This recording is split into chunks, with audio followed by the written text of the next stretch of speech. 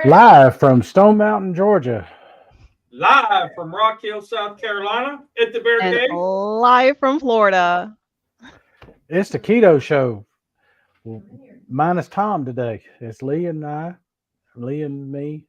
It's us. Yep, and I promised Tom to try to keep it between the ditches and not light it on fire. Yep, yep. So, For those that don't know, Tom's having some body ailments. He's not sick. He's got um, it's more of a skeletal muscular thing. So, Mm. but he's having some real issues with it. So joining us today. We have Sana from.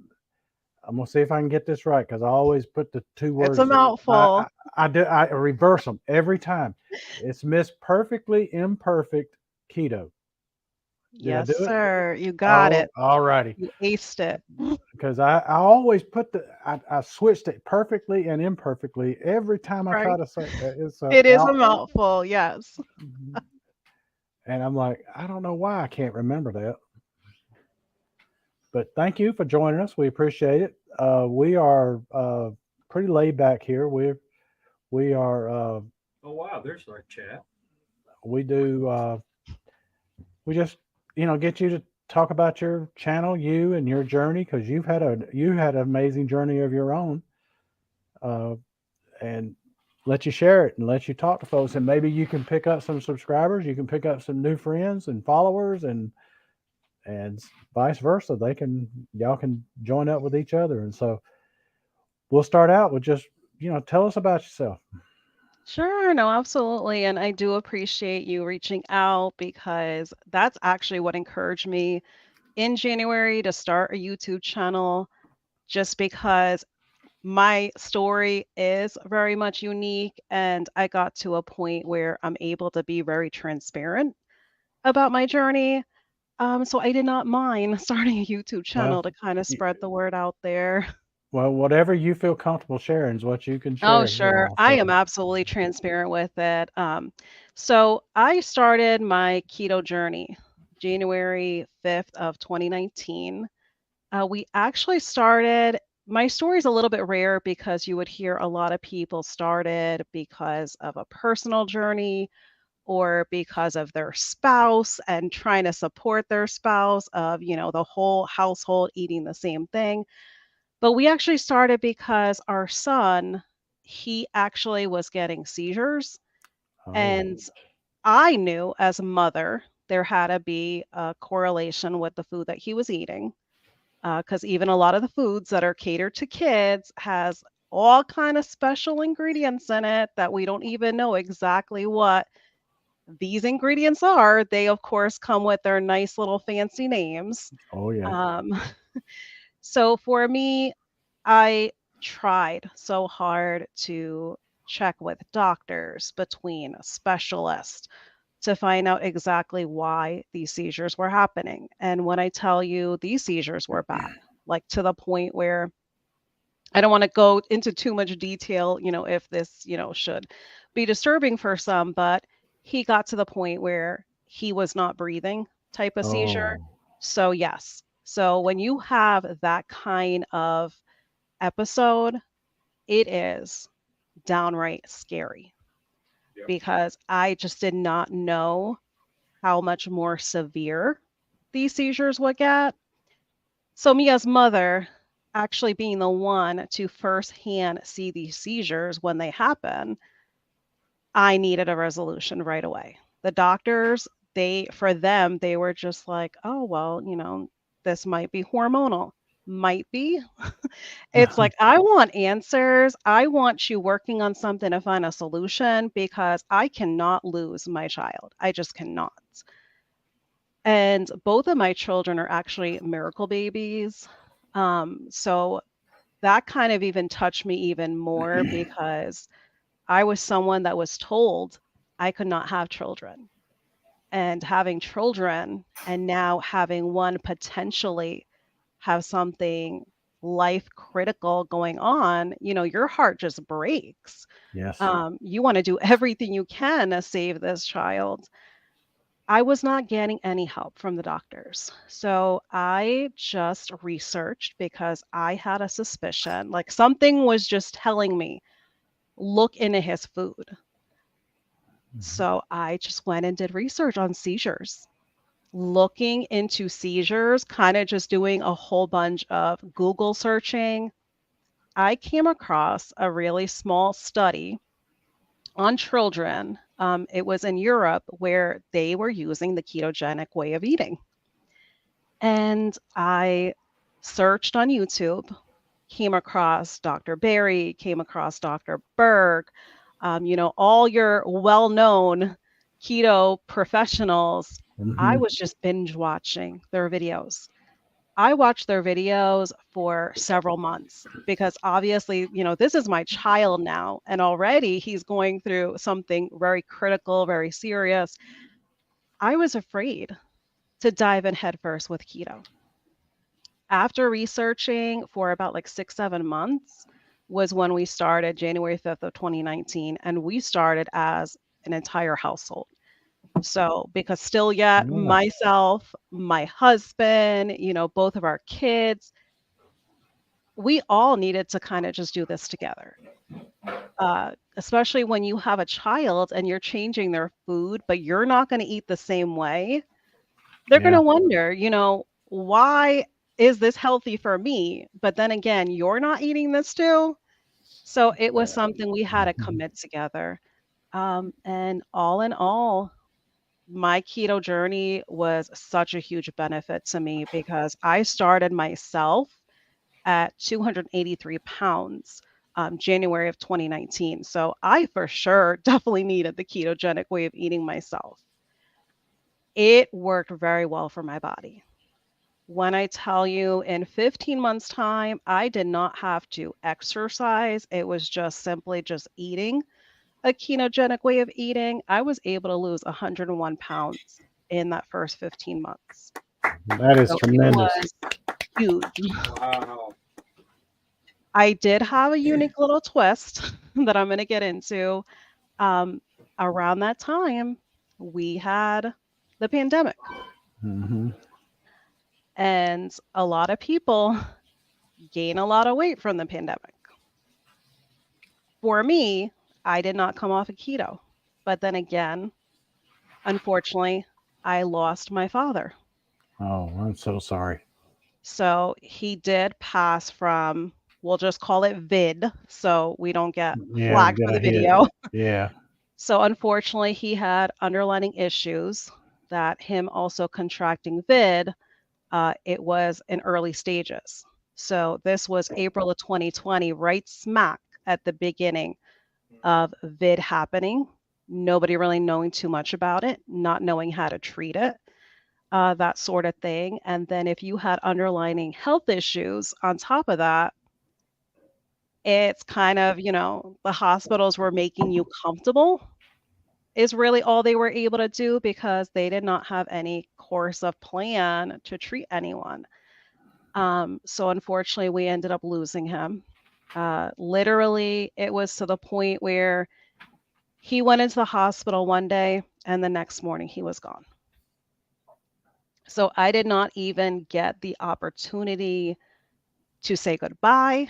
I did not get the opportunity to even be able to process him being in the hospital.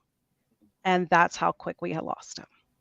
Wow. So, of course, someone going through that and no one being able to be by his side, it's hard to get closure for a loss like that. When it came to his funeral, he could not have a proper funeral because when you have someone that had vid, you cannot have any open casket. You cannot have any services. It's literally, we need to put them in the ground and we need to put them in the ground quick Hmm. kind of situation. Yep. So it's also upsetting because for the man he was in my life, it was upsetting. Like it literally tore my heart out and just crushed it into pieces that he was not able to get a respectful even burial. Forget about service. He did not even get a burial because it was just literally, let's put him in the ground and let's put him in as soon as possible. So you can only imagine what a person goes through for a loss like that. And it put me in such a deep, dark depression. At the same time, I disliked the job that I worked. I had a supervisor that unfortunately she was intimidated by me. She was holding me back from promotional opportunities. So imagine at the same time of dealing with depression, anxiety, just dealt with the loss of my father that caused this downward spiral of depression, anxiety. I also hated my job. I was having to go into a job that I hated. And then So the for two feed off each other. they feed off Yeah. each other because you're almost like a ticking time bomb. Yep. Yep. You Yep. are like a ticking time bomb because you are trying to keep your composure at work. You're trying to Mhm. keep your composure as a wife. You're trying to keep your composure as a mother. If you go out in public, you're trying to be careful that you don't, literally tear somebody's head off because you're angry and upset inside. You're just mad at the world. You don't want to be that type of person because you don't want to take it out on nobody, that you're suffering inside. And I did go through a period of time because within that time frame, because it was a whole 2 years worth practically that I had gained 42 pounds of that 101 pounds that I lost. And I was just changing as a person. I did not like myself. And it got to a point where I ended up becoming suicidal. Oh wow. And this is the part I don't mind being transparent with anybody because when I tell you I am here today and I am so grateful that I was able to have my aha moment of how bad off I was because literally it was like just one day I just said to myself, like, what are you doing? What are you doing? Like, you do not deserve to be feeling like this about yourself. Like, you need to get yourself some help. And the sad thing was because even when I went through these moments, it's difficult. I mean, it's hard enough admitting to yourself that you have a problem with depression and anxiety, that you need professional help. That's Mhm. one thing. To face reality with yourself, it's a whole nother thing to It talk is. about your problems to somebody because you're already admitting it to yourself. Mhm. But to now go and talk your problems to somebody, I grew up in a household where we were taught you do not share your problems with nobody. Like what happens behind closed doors, it stays behind closed doors. You do not Yeah. share this family's business. So when you kind of almost have that mentality from such a young age, it stays with you. No matter how many times people say, oh, well, now you're an adult. You have your own family, you have your own house, so you should set your own rules. You should set your own mentality. It is easier said than done. When you carry Oh so yeah. much baggage, it doesn't matter what house you're in. It Not Exactly. doesn't at matter all. how old you are. The No. important thing to remember is you were given this mountain to Mm, show that it can be moved. exactly. That's my Yeah. one word of wisdom for Tom. Mhm. Little Tom on my shoulder. Yeah. Wait, no. Tom sits on the other shoulder. That's my shoulder. Yeah, yeah. That's my. I was looking at it backwards on the camera. My bad. I'm sorry. That's bad. That's bad. Because But he. thankfully, I was able to get therapy. I did do it from home, so it was just something I did virtually. And I did it for a period of 12 weeks, was the length of time that I had my therapy sessions. And it just got to the point where the therapist just basically told me, like, listen, You knew what you had to do. Mhm. It was just for you to actually do the work. But she said you had all the tools you needed to come out of this. Yep. But for me, I feel like, yes, my mental health healed. But then again, I say every single day is still a work in progress for me. Hey, Every single day is a work in progress. Mega Fred said you need a hug. Aw, thank you. There you go. I'm sending you one too, because I got to tell you, I admire you for being able to recognize that you needed that help, and it's one to Thank you. recognize it. It's a second thing to go out and actually get it, and then it's a third thing to actually let it work for you. See, I have a mental. I come from an age where we didn't do that, and Right. and Yeah. I have a hard time doing it, and I do suffer from some depression issues. Mm. I've never been to the point of where I felt like harming myself, Mm-hmm. uh, but Yes. I I can easily see how somebody could. But Yeah. it's I can't. I Mm. just plus I have a hard time talking to somebody I don't know. Right. I Right. go in to sit down with this Right. guy, whoever, and I'm supposed to tell you everything. I don't know you. That's me, and I'm so glad that you were able to do that. Yes. I will say what I've been dealing with depression for as long as I can remember. Pretty bad. And I chased the coattails of the Grim Reaper for Mm. decades. Oh, yeah. And then I got diagnosed with my brain tumor. And in the same dream, the Grim Reaper told me it's not your time. And the Lord Wow. said, why worry? You say, I wow. was like, okay, now I'll talk about anything. Yeah, Yeah. My wife was like, you opened up farther than just about cancer. You opened up about everything, everything. Right. And I was like, I've got nothing left. I've seen Yeah. where I could be.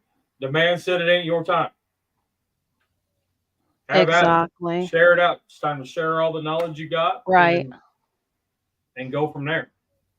And that's why I don't mind talking about this, because it got so bad to the point where I have a good husband. I'm very blessed for the husband I have. I'm very blessed for the children I have because, as I said, they're both miracle babies.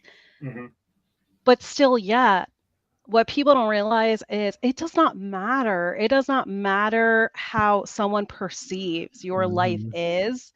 Whether they perceive, oh, well, she has a good life. She got a job, she got a roof over her head, she got a good husband, she got good kids. When someone's going through depression, when somebody's going through anxiety, any sort of mental health, Yep. people need to yeah, realize, I hmm think people misinterpret mental health. And when somebody's going through negative mental health, Mm-hmm. yeah, we're not capable of seeing our lives as worthy. We're not capable of seeing our lives yeah, as one that has value. Yep. And So as that's somebody, why I don't mind being transparent about it. And I appreciate, Lee, that you're also being transparent, as yep, well as you, Mike, because it is so important. Part of this better health journey, it's not just about what the scale tells us. It's not about, visually, just how we look on the outside. So much of this is a big component of how your mental health is. I will say somebody who's bounced off rock bottom for a Mm, decade and a half right. or better. Um, the hardest thing that I've ever done in my 40 some odd years is asking for help. That Me was too. the hmm hardest thing that I've ever done. And you were Me speaking about the too. babies. My middle Yes. daughter's in here. Oh, Uh, okay. she's Hello home. to her. Hey, she's home from school. Nope, she's on the chat. Oh, okay, I Yeah, got you. she's in the chat. I got you. So she knows a lot about my story before she was born and stuff to why she was growing up. Because Mm, I tell them everything. Wow. yeah, you Yeah. have to. I mean, our youngest, he's 6 years old. So he doesn't know full blown everything, but our oldest, he's going to be 15 the end of October, and he knows. Hmm. He knows because I feel it's even more important because I am a mother of boys.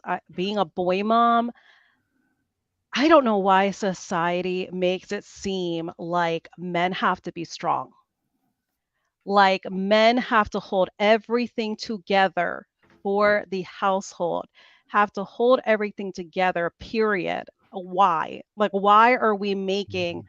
masculinity in that way? I try to instill in my boys, I want you to express yourself.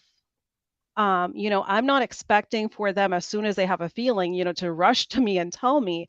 No, like when you are ready, but understand you have every right to cry if you want to cry.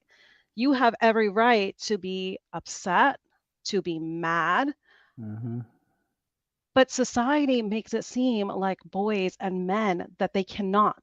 Otherwise, it's defined with weakness. And it's like, why? Why? And it makes it so much more difficult, especially for men, to seek help Hmm. because of the stereotype that's put out there. And it's unfortunate because there's so many out there that it's like they could be getting the help that they need, but they're hesitant because they feel like it's a form of weakness to ask for help. So how has your son responded with his stuff that his health issues? Oh How my have they responded goodness. from to keto? I mean, he's a completely new kid, Excellent. an entirely new kid. Like as soon as we all started eating a ketogenic way of eating, he has not had any seizure episodes. So you figure Wow. it's been over 4 years now, and he has not had another seizure episode. He is literally living a as normal of a life a teenager can live. He is Good. absolutely living it. For me, I did start, so personally myself, I started having some hindrance issues aside from going through the anxiety and the depression. Even though I kept keto and going through the mental health therapy, I still kind of felt like there was still something that was bothering me. And I figured for myself as well, it was something that I was eating, part of my ketogenic way of eating. Also because I started getting IBS issues. So I had very much like irritable bowel syndrome type of issues. It got to a point where because of the irritable bowel issues, I felt like I was like a prisoner to my house Oh, that's sad. That'll get because that'll it get was you. bad. It was Yeah. bad because it was very much like urgency to go all the time. And for Need me, more. I You need more cheese. For me, I felt miserable. It was a horrible feeling, like, you're afraid to eat anything when you go Yeah. through that because it's like you just don't know what it is at that point. Yeah. I A went block or through two. Mhm. that for about, like, a little over a year's worth. I went through that, so almost 2 out of my 4 years keto, I went through that IBS issue. And, of Wow. course, Wow. you go to the doctor, and they're like, "Oh, well, we can give you medication." Yeah, that's man, better living through chemistry. They don't wanna research nothing, and then when you give them a little push, they're basically, like, "Oh, well, do you want to go through, like, a colonoscopy? Because we can go in and check if you want," and it's like, "Well, isn't that what you need to do? Like, don't be Yeah, asking me. yeah. Like, I'm not the gastroenterologist, like, you are." But it Yeah. was all in all, I had to make changes for myself, so I was scared when I looked into carnivore because a lot of what I saw was very dogmatic. And Yes. Yes. for me, I like to have the mentality no matter what you're doing, if you're doing low carb, if you're doing keto, ketovore, if you're doing carnivore, I like to see everyone as one community.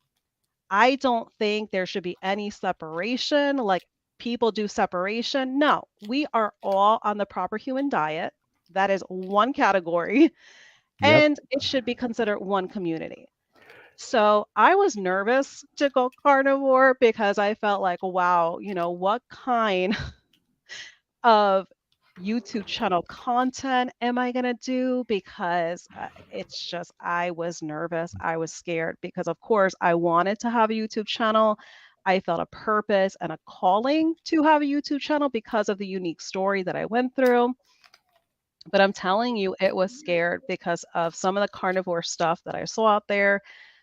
But for me, I kind of had to get my mentality kind of in check and basically just told myself that this is no different than what you went through when you had to heal your mental health.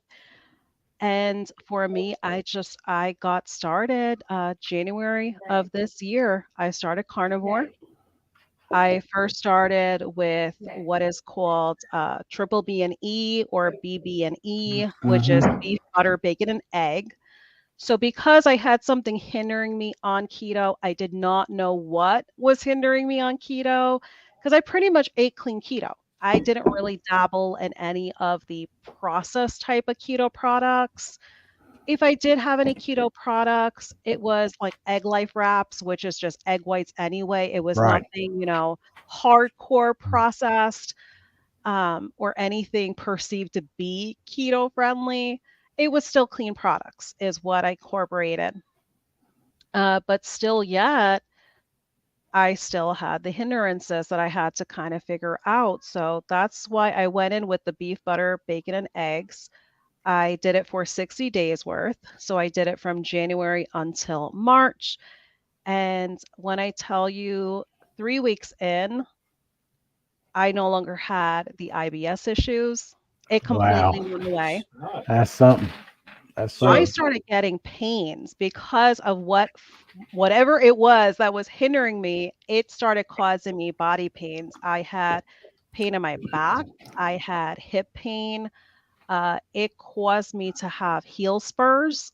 So because of the heel spurs, because obviously, that's a growth from your mhm. heel, it's painful because if you have a growth there that's not supposed to be there, best believe when you put pressure on your heel, Oh, it hurts. I've excruciating. had them. I've Oh my had them. goodness. And is it not Oh, excruciating? every step. Oh my gosh. You feel Every So it step. all over with every ev- step. everybody in here in the chat probably already knows, but the triple B and E, Yes. how much of each B did you have a day, and how much of the eggs? So for me, I like the actual variety of it. So when it comes to the beef, so for the first initial, the beef, a lot of people assume, okay, that's just considered beef. I can only have cow. But no, the way, and this is a elimination diet. So for anyone that's kind of curious about it, beef, butter, bacon, and egg. Some refer to it as a challenge. For me, I don't do any challenges because for me, doing something as a challenge mentality, for me, I felt like that would be getting back into fad diet mentality Mhm. because if I do it as a challenge, I'm setting a particular time frame on it and then it's like what do you do then? So a lot of people do it for like 30 days, but then it's like what are you going to do after 30 days? Did you do it for the sense of healing something or did you just do it just to do it simply? Right. Right. So for the beef component, I just listened to the way Dr. Berry designed it. So when it came to portions, you are told to eat until you are comfortably stuffed. So Okay. I did not measure anything. I also think part of my ketogenic journey, I think I put a lot of stress and pressure on myself as well. So I think that also kind of caused me issues when it came to my mentality because I was tracking everything. Mm.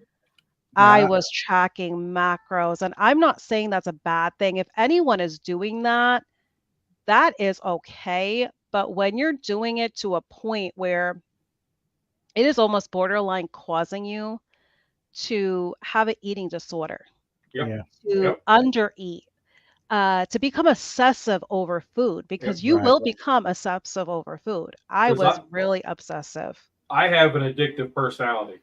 Mhm. Yes. When I get into something, I'm all in. Oh, yeah. That's And me. the continuous glucose monitor, Right. I've talked about it before. It's a blessing and it's a hindrance Yep. because I will check it 19 times a day and try to eat to that. But Yes. because of the damage that my body's been through, my Right. thyroid's a little higher than it should be. So that causes my sugar numbers to be high. Right. So where I'm looking at this and it says I'm at a 180, Mm, and I know that's high right. for me 8 years ago or 4 years ago, not me Yeah. today. So I'm always like on that verge of bottoming out Mm, right. or, whatever, because I'm just, it's that addictive personality. Hmm. Now, on this talking about this, when you were doing the triple B and E, did you season your meat at all? I mean, because I know people who do. I know Mhm. people who say no, I don't, because it's Right. not.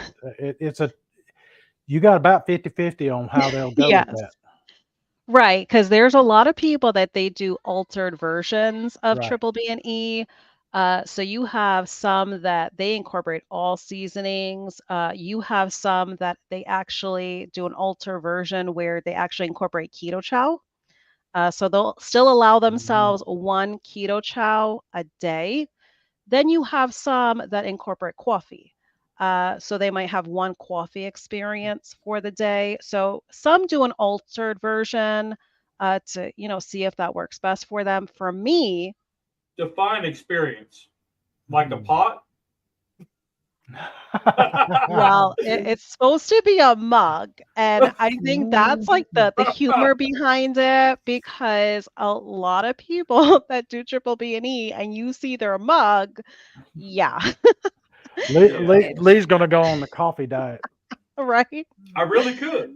I really could. I don't put anything in it except for maybe a couple ice cubes in the first cup.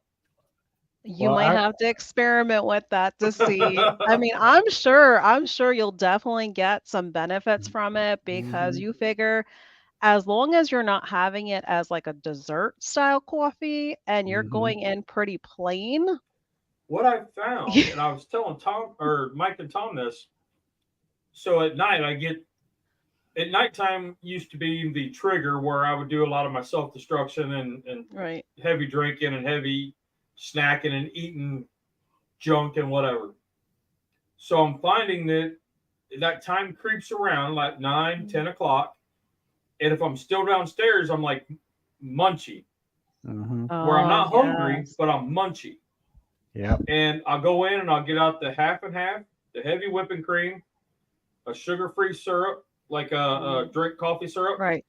and a little bit of coffee, and make a drink out of that. And I drink a solo cup or a quart jar, doesn't matter. But I drink that, and It that satisfies it. Mm, satisfies that sweet craving without Yeah. any sugars in it. yeah. Yep. No, absolutely. Talking about the carnivore and all. He was in here a minute ago. I don't know if he's still in here, but it's Matt Troyce, Keto and Wrestling. He's Mm-hmm. also got Keto World Order. He was a guest a couple of weeks ago, 3 weeks ago, I think it was, something like that. But anyway, he put out a short video where he said, "I'm gonna give you a keto tip that nobody's ever told you before." Right. And I thought, wow, Matt, this is gonna be interesting. And by golly, it was, because I have never heard this tip before at all. from anywhere. So, and it is brilliant.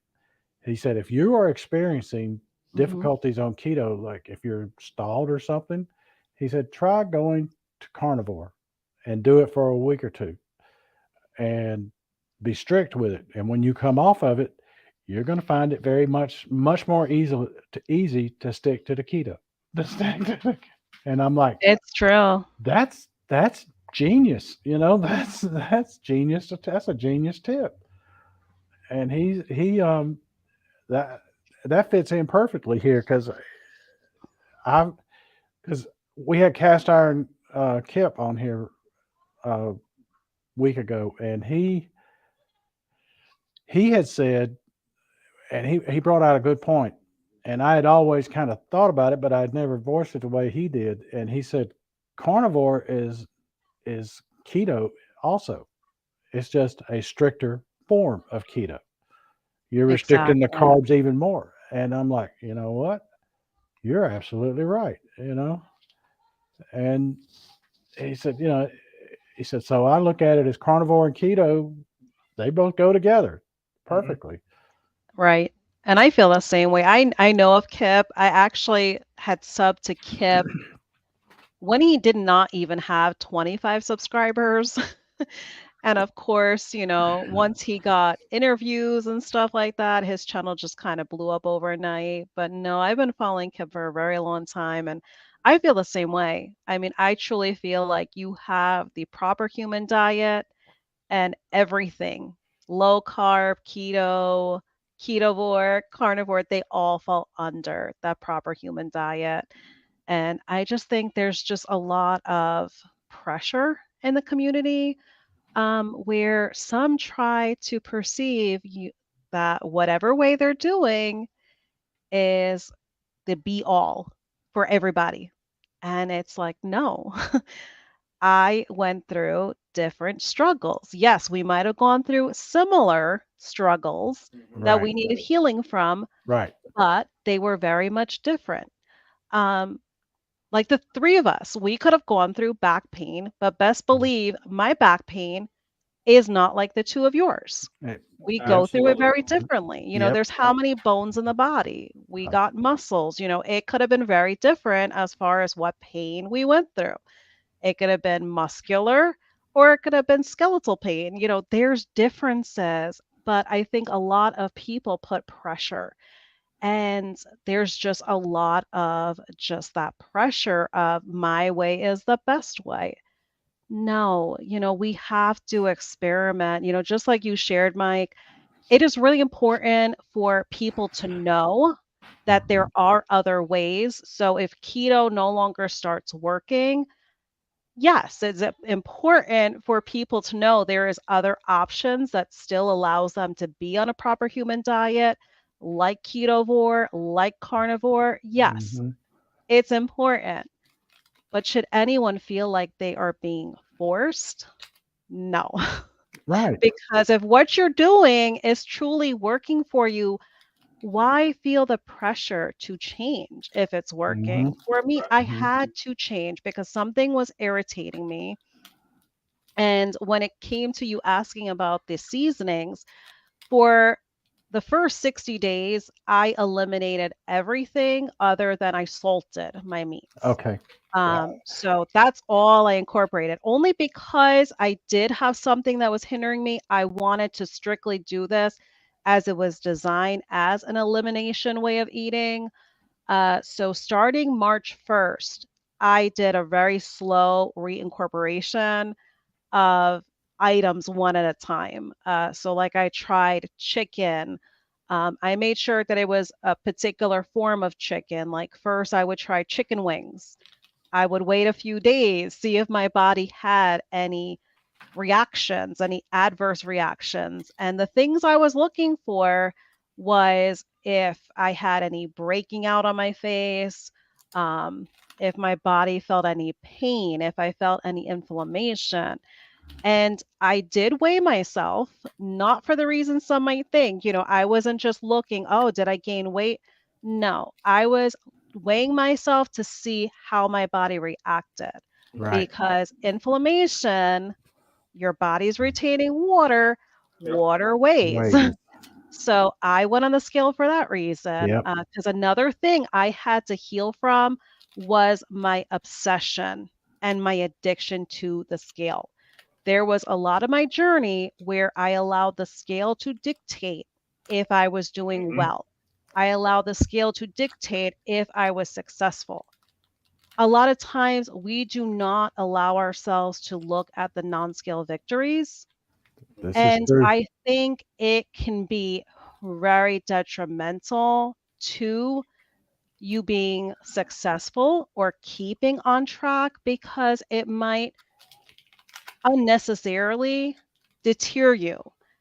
It might make you think, oh, well, no, this keto thing's not working, or this ketovore thing is not working, this carnivore thing's not working. But what people fail to realize, our body, no matter what we did, if we were on the standard American diet, or like me, going from keto to carnivore, our bodies still require healing. Right. Because even though I was keto for 4 years going into carnivore, my body needed healing. Like it Right. was going through some things that Right. told me it needed healing. So Hmm. I was not expecting the scale to budge very much. I was not, bothered by it because I want to say within those first about 60 days, I lost maybe like close to 9 pounds. And for some people, that might not seem like a lot. But for me, I was not worried about the scale because I had the IBS issues that were gone after 3 weeks. At the 3 week mark, I was able to walk normally. Were the heel spurs completely healed? Probably not. But guess what? They acted as if they did not even exist. I was There you able to go. put full pressure on my feet. I was able to actually go out and live my life. When previously, like I said, I was like a prisoner to our house. Now we laugh about it, but at the time you are just very upset and depressed about it because you put yourself like on a guilt trip, like how did I let it get to this kind of thing? But for me, we joke and we laugh about it now because there were times I could not even go grocery shopping. My husband had to video chat with me while he was at the store, and that's how we Mhm. did grocery shopping because he wanted to make sure that, if there's anything I noticed that we needed for the household, because I was doing the cooking, I was able to visually walk the store with him. And, it's those things, it's like you don't realize, how much the body can go through. So But my oh mhm. No, my go ahead. dog my dog taught me a lesson about the scale. Oh, okay. So I had went to a doctor's appointment and I've been staying around 230, 235 right there. I hadn't seen that since I was probably a freshman in high school. Oh, wow. And then I went in another visit and I was down to 225 and I was like, this is like eighth grade weight. Where'd this come from? So I dug out the scale that we had buried in the bathroom pantry. I dug it out, zeroed it out, and I kept it downstairs by my medicine. And I would get on there and I'd take my medicine and every couple of days just check to see where it was at. Just check to see where it was at. My dog, the little Chiweenie, got so irritated she started peeing on it every other night. Oh, no. So I would, before I'd go to stand on it, I'd have to clean it. And then that night she'd pee on it again. So I said, you know what? I got your hint. She It was slid doing you a underneath the cabinet favor. and it hasn't came out since. Oh, that's funny. That's It's been hilarious. it's I probably love been that three story. months since it's been out, or 2 months since it's been out. Man. It's a This, smart dog, I'm telling you, very well, smart dog. talking about the non-scale victory. That's why I tell people, take a take before and after pictures, take Oh, measurements. yeah. If you can measure it, take a measurement of it. Yeah. And then after you've been on and you think I'm not losing enough weight, that kind of thing, Right. pull those pictures out. Pull that tape, Oh, pull that, yeah. measure yourself again because or you say I'm still like I'm still that fat person Mhm. because body dysmorphia is a real Oh, thing. yeah. Yeah. It is Some a people don't real even know thing. it exists when it Right. comes to body dysmorphia. Yeah. And you got to take celebration in just a Yes. moment of celebration. Every time you have to put a new notch in your belt, Right. Yeah. like I had to go buy pants. I haven't been this size since a freshman in high school. Right. Hmm. And I'm like, holy crap. I got to get a whole new wardrobe, Yeah. at least from the waist down. Yeah. Absolutely. Because that's Yeah. like for me, the pictures, like you're mentioning, Mike, are so Hmm. important Exactly. because even now, so you figure right now because I don't weigh myself at current point right now because I've pretty much been at a standstill for my reintroductions because the Hmm. only thing right now that was important for me to reintroduce was chicken. So I've reintroduced chicken wings, chicken thighs. I also started to reincorporate a little bit of cheese. So when I incorporated cheese, I actually have a little story to that. So come to find out, oh my Whoa. goodness, Wow. Look at that. wow, like a whole different person. Yeah. Wow. Man. Oh my goodness. Lee. That was in '02. You look like you're related to him, but you do not look like that was you. Lee, you need to My Wow. post. kids look at that and they say, "Who the Amazing. hell is that guy?" And I said, "I told you I was a fat guy." And Amazing. Wow. at my highest, I was like 350. That's what my Oh, highest was. wow. You Lee, know, we share the and same highest. so Lee, yeah, that when picture I right there, take a picture of it and put it in your intro on your videos. I know you should. You that really one should. there, Wow. that now doesn't have a glare. Don't look at the wife though; she'll get mad that I Oh showed my her. Well, you can crop gosh. the wife out in that because I Yeah, know she doesn't like being on camera. she doesn't. So let me move her over. There we go. But you know what the amazing thing is? Because even aside from visually just how you look, age-wise, it's almost like you turn back several years worth of time. And I think that's the most amazing thing because It's the a lot beard. of people look like they literally found the fountain of youth Yeah. because some they don't look their age eating No, this way. no, And people no. don't realize that is so much Hmm. of the internal healing that is going on. But for me, when I reincorporated cheese, that was actually when I hit the 4 month mark into the carnivore way of eating. I actually started getting right around the 4 month mark, I started getting a lot of vertigo. I started getting tinnitus, which is ringing. It was unilateral, which it was just in one ear. I had it in my left ear. I still try to function everyday life. And I would get my husband telling me, you need to slow down. You can't do the normal stuff that you're doing. Give your body some time to rest. But for me, I still kept up with everything. I kept up with YouTube. I was watching people's content. I was watching people's lives. I was literally functioning as if I was normal because so much of me still felt very healed from the carnivore way of eating. So I just continued on and on. Then one day, just out of nowhere, I felt literally like if I did not get help that day, I felt like it was going to be my last day on this earth. Wow. It just hit me one day, and that was in May. And I called my husband. He was at work, and I called him and I said, "Listen, I don't know how soon you can get here, but I have to go to the hospital." And I said, "I would call the ambulance, but I said, I don't want the kids to see me go like that. But if you can rush and get here, I need you to get here like right now because the way I'm feeling, like I should be at the hospital right now." He came home. I was at the point where it was very hard for me to lift my head. I could not keep my eyes open. I could feel that he was hand holding me and guiding me to the car. When we got to the hospital, I could not get myself out the car. By that point, I felt like I couldn't even walk. He had to rush. He had to go get a wheelchair. He had to wheel me in. When I tell you the registrar at the front desk of the ER, my husband said she took one look at you and she told me, do not get yourself comfortable. She looks like life is leaving her body. I paged them. She's going to be taken back right away. And she told him, go and push her chair where those double doors are. They're going to come and get her right away. That's how bad I looked.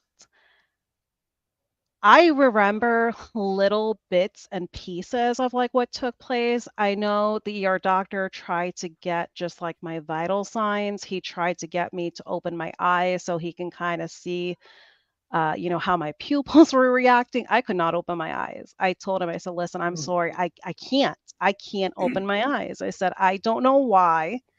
I just can't open them. By that point, the vertigo was horrible. Like literally, I felt like I was on not just a carnival ride that was going around in circles. I felt like it was high speed carnival ride. Like it should not have been possible for this carnival ride to spin as Mhm. fast as I was spinning. It was horrendous. When I tell you, I don't consider anyone my worst enemy, but as people say, they would not wish certain things on their worst enemy. It was horrible what I was going through. They just immediately said to my husband, we just want you to know she will not be leaving with you tonight. We are going to admit her. Not only are we going to admit her, but we have to put her in our ICU observatory because she needs around the clock watching on her because, and this was sad because our children were there because we don't have any family here that can help us. So unfortunately, our kids had to hear them telling my husband, we don't know what's going on and we can't guarantee she's going to make it the night. Wow. That's how bad I was. I can tell you that kind of just to make the long story short, I spent a week in the hospital. During the time that I was in the hospital, I had every kind of testing done. I had blood work done, and they were amazed by my blood work because they said, wow, for as bad as you're feeling, your blood work is exceptional. They said, what are you eating? I was very blunt with them. I know a lot of people, they're afraid to tell the doctors, oh, I'm eating keto or I'm eating carnivore. I flat out told them, I said, I started a carnivore way of eating in January, and I did not withhold that information from the doctors. I flat out just told them, this is what I'm doing. It's helped me. And out of nowhere, the neurologist said, keep doing it. Whatever you need to eat at this hospital that keeps you eating the way that you're eating, you need to keep doing it. Because he said, can I just tell you? He said, whatever your body is going through, it was because of your change of eating and because you got rid of all the other pain your body was going through, your body was finally able to tell you that something was seriously wrong, that you had something going on that you had no clue about. So even though I knew I had the heel spurs that needed healing, even though I had the body pains and aches, come to find out through MRI, because they did 2 MRIs on me, I ended up having white matter that was present on the left side of my brain. Oh, wow.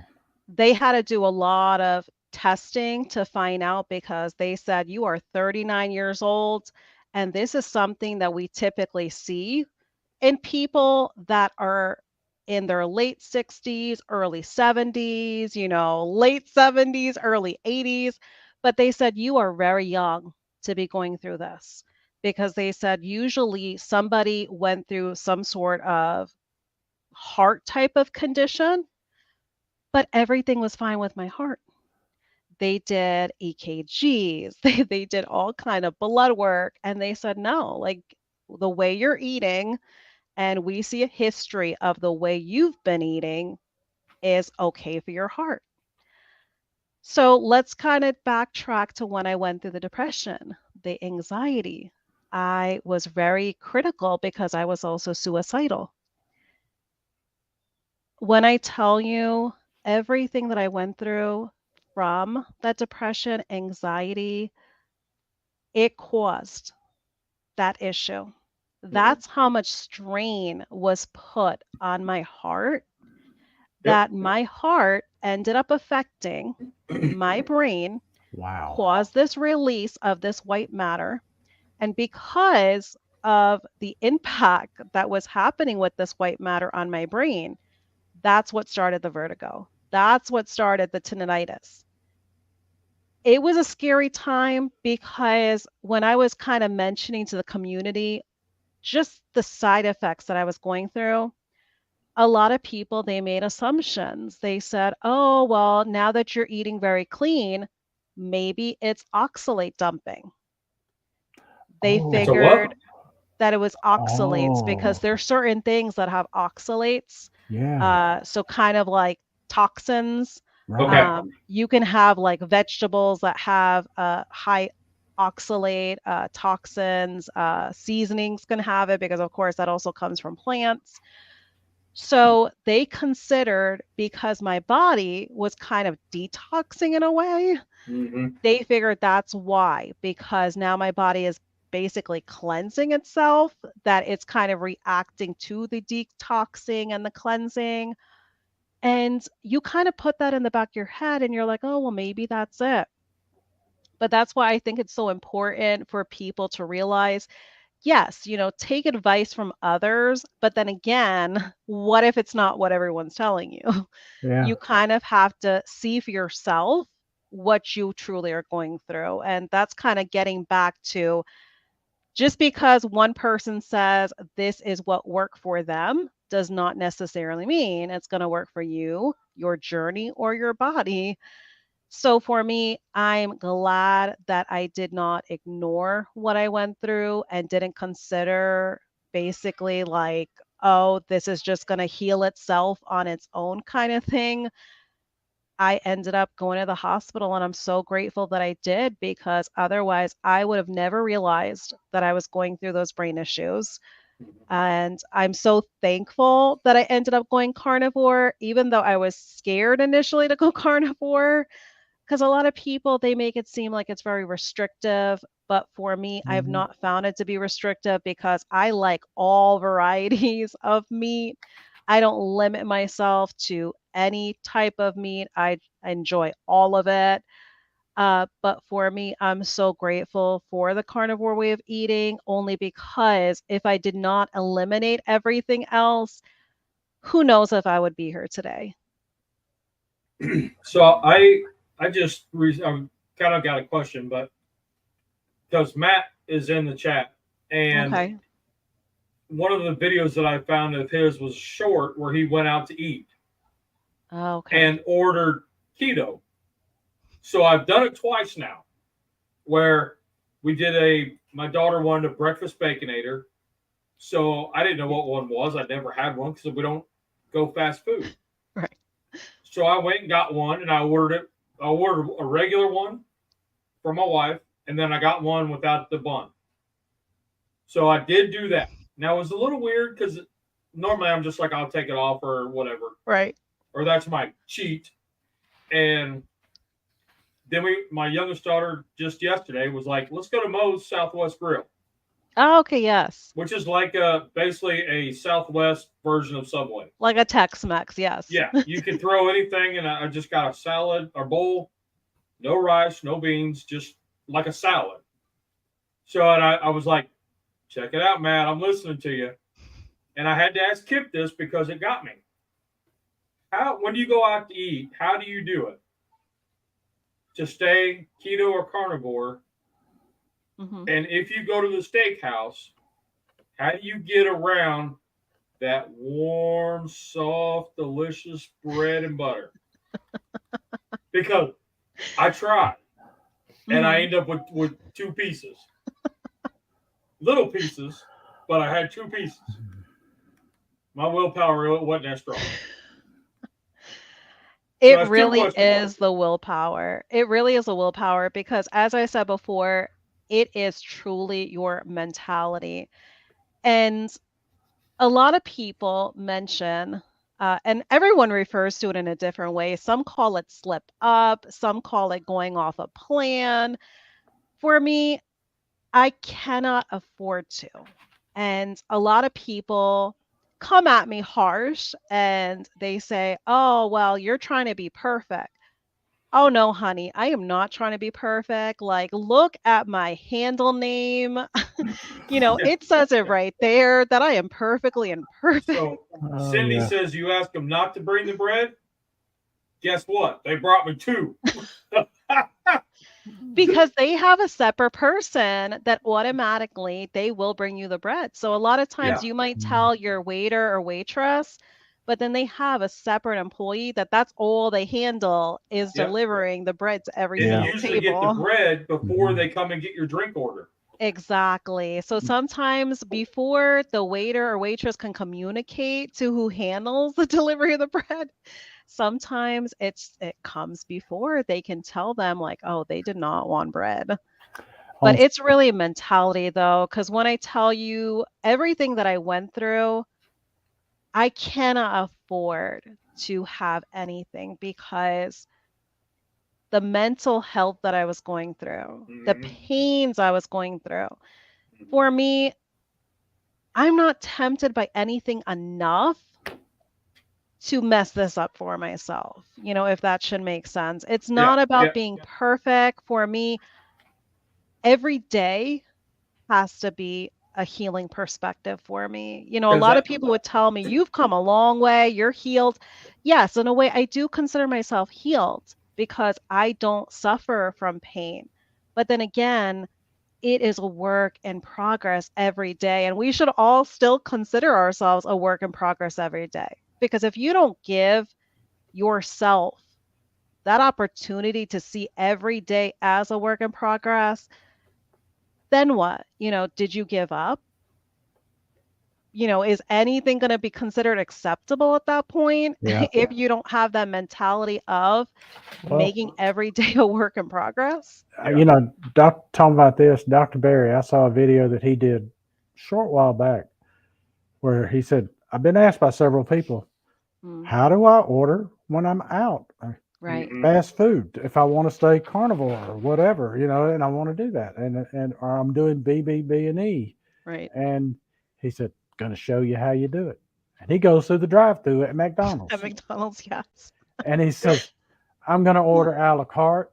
And they said, okay. And he goes, I want it was 7 or 8 burgers, just the burgers, the quarter-pound burgers. I don't want the condiments. I don't want the bun. I don't want any of that stuff. No cheese, just the Right. burgers. And they said, okay. And they told him the total, and it was like 12 or 13, $14. And he goes, Yeah. that's not bad, for considering. Right. And Yes. he's and if you think about it, if you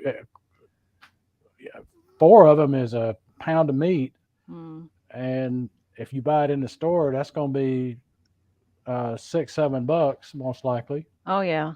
and maybe more depending on where you shop. And he bought basically 2 pounds of meat.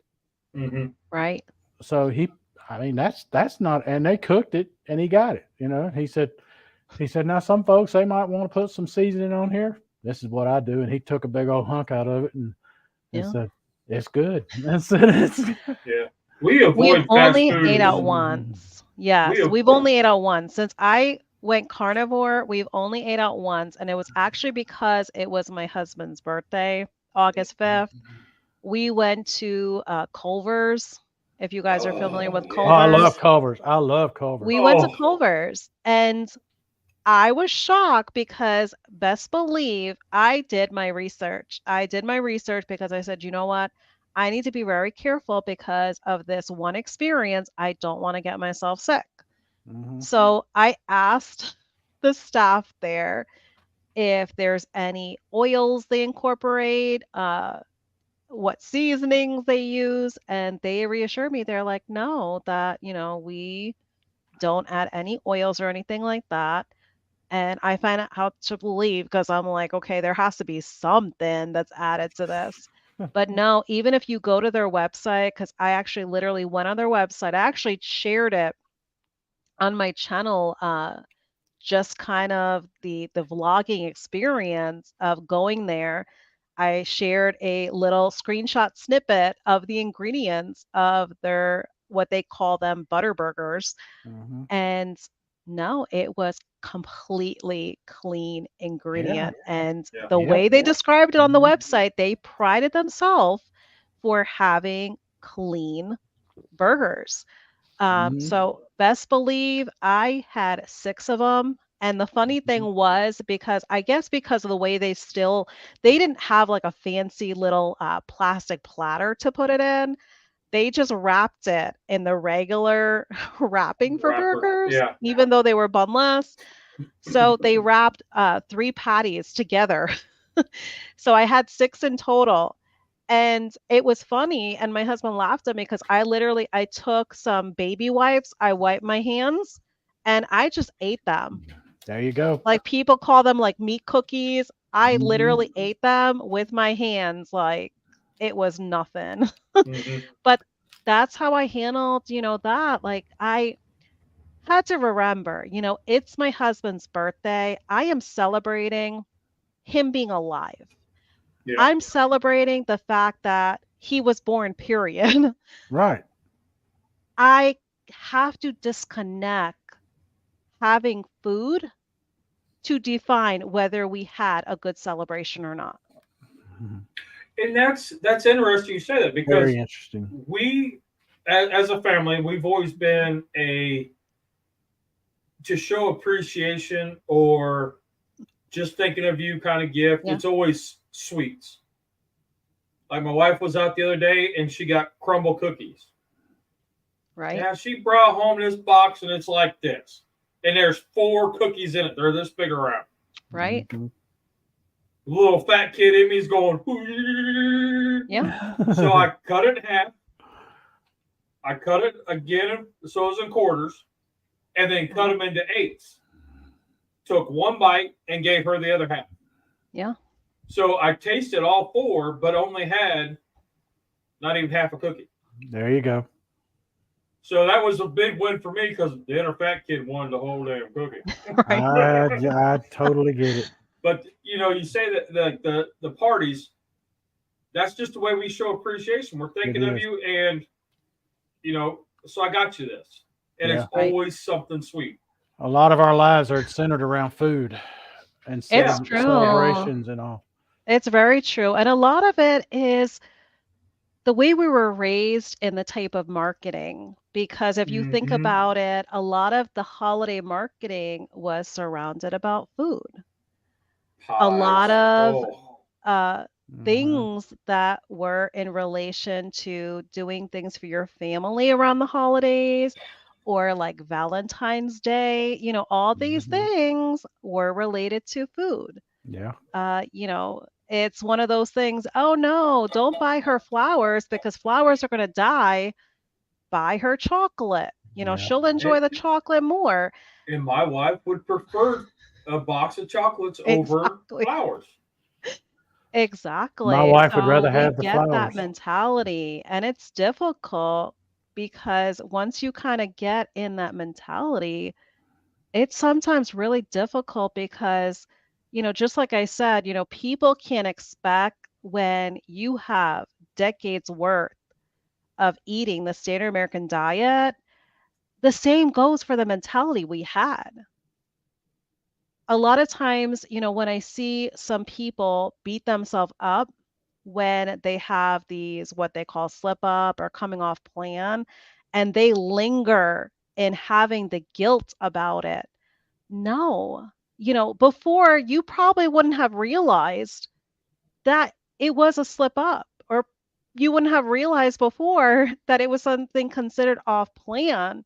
But now, because you have this new gained mentality, you have this new gained knowledge, you're able to know that yes, possibly you could have done better for yourself.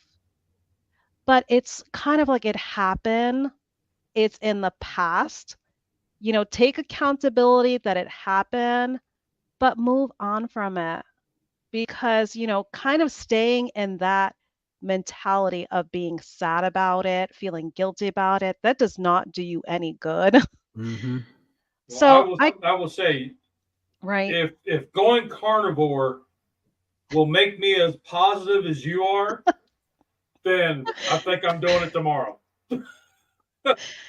Because I your mean, it outlook and your helps. positivity is Oh, like thank you. way Thank up you there. so much. I mean, it's a Yes. huge part because I've been through a lot, for only heading towards 40 in December. I've been through more than I needed to be in my life. Uh, Yep. that's kind of where I shared with everyone that my name, the Perfectly Imperfect, uh, it comes from my grandmother. A lot of people assumed because, of course, for whatever reason, we have associations of being dirty keto or lazy keto. And I don't know why anyone would go with wanting to be associated with dirty or lazy, especially with their It, way of eating. It's kind it's of all silly in trying that to way. it's all trying to be in that label thing. We have to have a Exactly. label Right. and to use as an excuse for you know our our missteps or inaccuracy, whatever. I mean, I've lost the word I was trying to say, but it's a way to have an excuse because I'm under this umbrella that says I don't have to be perfect. I don't have to be Exactly. a rule follower. I'm lazy, so I can do it this way, or I'm dirty, Right. so I can have dirty rice. Like you're making excuses for allowing yourself to not follow the rules. Very Does that true. make Very sense? true. Yes. And I'm all for, everyone you do you mentality. I'm an adult. Everyone pretty much within this community are adults that I interact with. Are their children doing any of these ways of eating on the proper human diet? Absolutely, but they're not the ones I'm interacting with. So for me, I will not lecture or dictate what another adult chooses to eat. Mm-hmm. So for me, you do you. If it's working for you, working for your body, who am I to tell you otherwise? Because I don't want anyone coming at me like that. That's why I was very afraid to kind of associate with the carnivore community because I feel like it can get very dogmatic. It can be an attack and kind of have a division between carnivores and then vegans. No, I am not all about that. For me, if someone chooses to be vegan, so be it. Mm-hmm. If they feel that's working for them, who am I to tell them otherwise? I've got a cousin who's vegan, couple cousins actually, and he did it because he was over 300 pounds, Yeah, went vegan, lost all the weight, and that's how he's kept it off. right. Now he eats a lot of processed vegan stuff, Yeah, so he's like very well. If it's got any kind of meat or anything in that, or products or anything, he won't touch it. But if it's heavily processed vegan something, he'll eat it. So right. the mentality doesn't make sense. But Yeah, I mean, I'm just like, dude, it's get vegetables, we're fine. yeah, Just no root vegetables. That's it. yeah. So For me, I don't worry about it. I know there is a lot of jokes that are made on both sides. There's a lot of talks made on both sides, and for me, I don't mind keeping in my own like little space of YouTube where I'm doing my carnivore thing away from all of that. So for me, my grandmother was the one that coined me with that name, and she called me Miss Perfectly Imperfect because I was very much the black sheep of the family. I was one out of four kids, and I grew up in a very strict household. So I kind of felt like because I had a very grown mentality very early on, I had two older sisters and a younger brother. And for me, I was more mature than my two older sisters. And I was obviously more mature than my younger brother. So for me, because I had that type of upbringing, my mother depended on me a lot more than any of the other kids in the household. So with that being said, I had a lot of responsibilities, a lot of pressure that was put on me, and it can make for a really hard childhood because you feel Mhm. like you don't really get a childhood. You're kind of put right straight into adulthood. So I confided in my grandmother a lot. And she just told me flat out, she said, listen, she said, you might consider yourself the black sheep of the family, but she said, listen, little girl, she said, best believe you were not made with any flaws. You were not made by a mistake. You were perfectly made by design, but understand you were made to be perfectly imperfect. High five, Grandma. When I Wow. tell you that stays with me, it That will speaks stay with volumes. me till my last breath. It will stay with me. So when I went through the experience that I went through, and then come January, I decided to start a channel. I just knew. I had it actually written down that if I was ever going to have a YouTube channel, Perfectly Imperfect was going to be part of it. Yeah. A lot of people ask me, when you started your channel, you started carnivore. Why did you not put carnivore in there? Why did you put keto in there? Because I am reincorporating things. I did kind of take a standstill with my reincorporation. So, still, yet, I am still carnivore with everything that I've reincorporated. Mhm. But there's going to be a point in time where I'm no longer going to be associated with carnivore Right, right. because once I feel like I am truly ready, I would love to experiment with other things that are considered possibly more so ketovore. Because if So you I don't go, want to limit myself. that's it. That's it. That's what I was going to say. You don't, because we found this years ago in the barbecue community. Yes, Everybody came out and they were, Mike's barbecue or Tom's Mhm. barbecue. right, But then they wanted to start doing something else. The right, Blackstones became huge. Well, you're a barbecue channel. You need a smoker or a grill, right. not a Blackstone. So a lot of the channels changed their names so they could incorporate this into their niche. Oh, Now they're a yes. cooking channel, an outdoor Mhm. cooking channel instead of strictly barbecue. And then when Right. you get down to the nuts and bolts of it, where Mike and I are, barbecue's pork. Yep. So beef isn't barbecue. So, but Mm. that's nitpicking. So, but Not yeah, from so not where we're from. Not where we're. no, where we're from, barbecue is pulled pork, but It's like or that whole here in hog. Florida as well. They Yeah. consider it the same thing. Yep. And we You'll Mhm. we see pork consider belly, you'll see the pork ribs, all of that. yep. Because I And can't eat pork. So I'm allergic as well as my kids are allergic to pork. So when I was doing the beef, butter, bacon, and egg, I had the elimination also of bacon. Yes, there is beef bacon available out there. Unfortunately, I've not been able to track it down. But yeah. yeah, I so wonder, Mike. I wonder if we could start a pork bacon, grease bacon, and eggs. Hmm. That's an interesting thought. I mean, That's interesting. Wow. pork, bacon, grease, bacon. Well, I guess bacon would fall into the category of pork. Yeah. Yeah. Pork, bacon, grease, and eggs. There you go. Pork, bacon, grease, and eggs. We That'd got it. PB and E.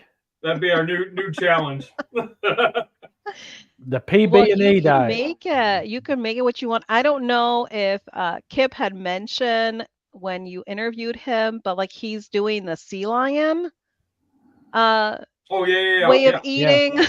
Hmm. yeah, So for him, he's going to pretty much make it like a surf and turf is what he's going to do for the month of September. For me, I'm going to be cutting out dairy and it's going to primarily be cheese for the month of September. I'm not doing it with a challenge perspective because, as I said, like I don't want to have fad diet mentality by connecting it with the word challenge. But for me, I just got to the point where cheese, like if I put cheddar cheese on a burger or if I put like Colby Jack, like the Colby Monterey Jack cheese, like any cheese, Hmm. other than sheep or goat cheeses, so like your feta or if you buy like those logs of goat cheese, uh, Hmm. those have flavor to me. Oh, I love those. Yeah. But for the regular cheese, I cannot taste it no more. So that's Really? interesting because I Wow. found Swiss and Right. provolone and Munster to be better Oh, than any kind of wow. Monterey Jack or cheddar or Oh, wow. like any kind of what my wife calls yellow, but it's really orange. Hmm. I like the white cheese. That's what I Oh, find that I wow. gravitate more to is like the Swiss or the provolone. I've tried them as well. I tried Parmesan and even like Hmm. I grated the Parmesan myself, and still yet, for whatever reason, it has zero taste. Like I can feel the texture. So like you can feel kind of, like the creaminess when you're eating it, you're chewing it. So I know I'm having cheese, but the flavor, your taste buds, nothing. Nothing. So for me, I kind of thought to myself because here I'm, healing my mentality with my relationship with food. So I kind of just got to a point where I said to myself, why am I having the cheese? If As a I'm not filler. tasting anything, why am I having something I can't taste? As a What filler. value Yep. is it having? And that's exactly what it is. It's the mentality because when I reintroduced it 4 months in to carnivore way of eating, I simply just reintroduced it because I could reintroduce it. Yeah. I did not have any adverse side effects. But guess what? This is almost borderline an adverse side effect. It does And not taste good anymore. and cheese makes your broccoli taste better. Oh, yes. Oh, I've seen a lot of oh people, yeah. like especially on keto and ketovore, when they go out to eat, that's what they'll get for their side dish. They'll get broccoli Yep. and or roasted Brussels sprouts, and they'll get the melted cheddar on it Hmm. as a side dish, and then they'll get obviously, bacon added to it and whatever else they want on it. Yeah. But yeah, that's a really good option for keto or ketovore. But for me, that's what I'm going to do for the month of September is I'm going to still keep butter because I definitely want to be able to have my butter. Because of course, with your meats and your seafood, you definitely want to be able to have some butter. Hmm. But I'm going to eliminate cheese. I want to be able to have the mentality come October. If I incorporate cheese, it would probably be like the sheep cheese and the goat's cheese, because those are the only ones that have any taste. The flavor in those is tremendous too. I mean, It's Yeah. very, and I grew up on those, so I don't know if that also kind of has a connection because I'm part Turkish from my mother and okay, I'm part Indian from my father.